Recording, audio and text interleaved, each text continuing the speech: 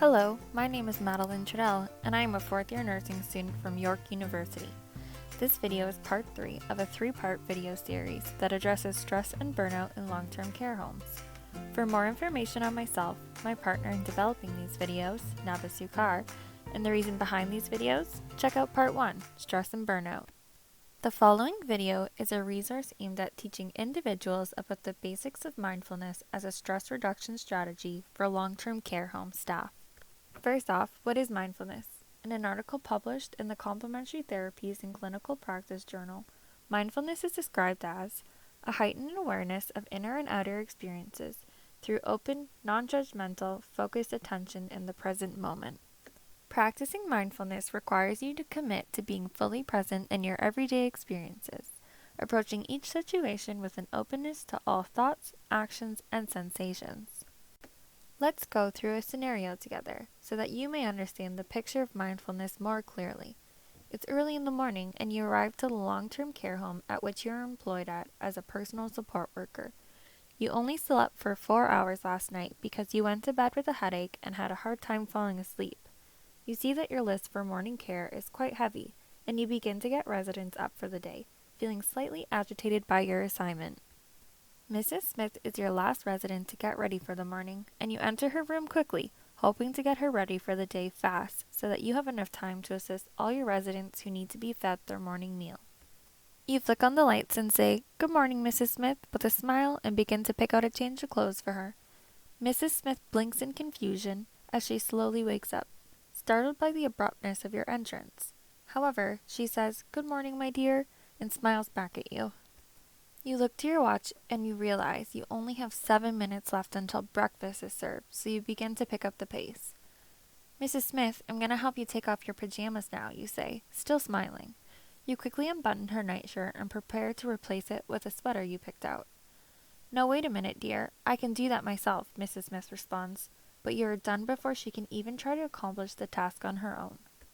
Mrs. Smith quickly grows agitated and begins to swat your hands away as you rush through her morning routine. She becomes so upset that she begins to yell and curse at you, but you continue to freshen her up so she can eat breakfast on time. You wheel her out into the dining room to have some warm porridge, feeling overwhelmed and agitated with the situation. You leave her with a smile and a touch on the shoulder and carry on to assist your total feed residents with their meals. Mrs. Smith is left feeling defeated and upset, hardly touching her morning meal, and you are left feeling even worse than you did when you came in this morning.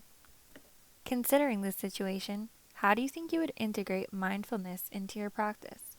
To start, recognizing the stress you are feeling as soon as you entered the workplace due to a lack of sleep is important.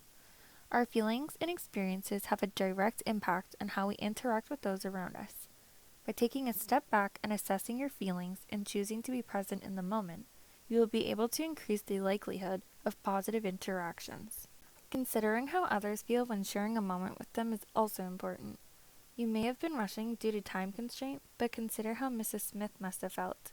When we are aware of others' unique experiences, we are better able to create compassionate and supportive environments for everyone. Practicing mindfulness takes time and constant reflection on daily experiences. Assessing moments and considering if you were fully present and open to all factors of an experience is crucial. When you practice this conscious reflection, you will be able to reduce negative feelings and negative interactions moving forward, fostering positive environments for yourself, your residents, and your colleagues. A tool that can help you to develop skills for mindfulness is practicing meditation techniques. There are many resources for individuals to learn how to integrate meditation into their daily lives. If you have a phone, check out the app Headspace to learn some basic meditation techniques.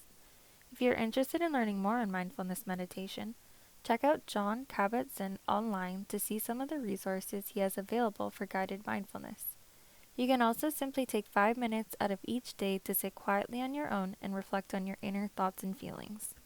The most important thing to remember from this video is to go into every situation with an open mind and a willingness to understand each individual using a non-judgmental approach.